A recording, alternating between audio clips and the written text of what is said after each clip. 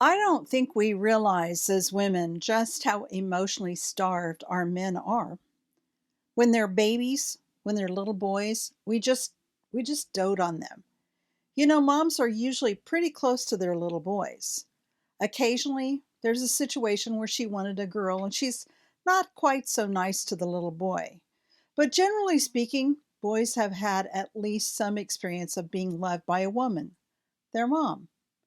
And then all of a sudden, when they turn 2, 3, 4, 5, certainly by the time they get into kindergarten, they don't get that much affection anymore. They hear that big boys aren't supposed to cry, and don't be a crybaby, and what are you going to do about it, and get over it, and all kinds of stuff.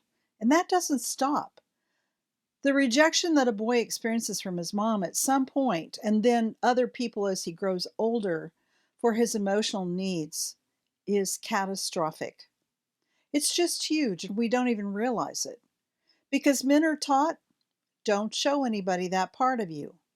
Don't show that tender side of who you are. Don't be a sissy. Get over it. Just because they hide it doesn't mean it's gone anywhere. It's still there. It's still a primary need. Men are human beings, and human beings all need someone who's available and responsive to their emotional needs. And we don't even recognize men's emotional needs, and they try to hide them. Then here I come talking about the wonder of a man. A guy hears my message and it blows him out of the water. He's like, oh my gosh, because here are those emotional needs they've been disconnected from. They'd been trying really hard to deny. Now I've just brought it front and center. I've actually had a couple of different men over the years confess that it's kind of scary to be that exposed. Because in the past, that level of exposure of his emotional needs has been shamed. They've been made fun of for it. Every man knows this at his core, that this is what he needs. Throughout the lifespan, a man craves a woman's attention. First, it's his mom. Then he gets a little older and he starts craving the attention of the girls in his class. That whole thing of pulling the girl's hair or chasing her or whatever. He's trying to get her attention. He does dumb things in elementary school to get the girl's attention. And then puberty strikes, and he wants to get a girl's attention because now his hormones are starting to rage and he doesn't know what to do with them. I mean, I've watched my sons try to get up the nerve to call a girl. I watched one of them take half an hour. This was back years ago, long before cell phones. He took the phone in his bedroom and he was gone for the longest time. And he'd come out and then he'd go back and then he'd come out and then he'd go back and he finally got the nerve to dial her number. And when he came out the last time, he put the phone down really hard. I won't say he threw up, but almost. He was upset. I'm like, what happened? And he says, I finally got the nerve to dial her number and her line was busy. And it was like, oh my gosh, he's gone through all of that misery and he got a busy signal. Now you'd have to remember busy signals. We don't have those anymore. Now people just get voicemail.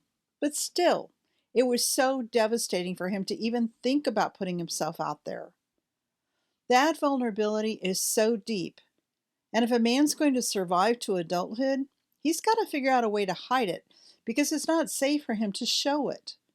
So if his wife doesn't pick up on his vulnerability and his desire for attention, then somebody else is going to come along that's going to give him that attention without him even asking for it. Someone else is going to notice that he has a new shirt. Somebody else is going to notice what a good job he did on his presentation. Somebody else is going to notice that he opened the door for her. Right there, he's getting the attention and the appreciation and the admiration, at some level, even the affection that he's starving for.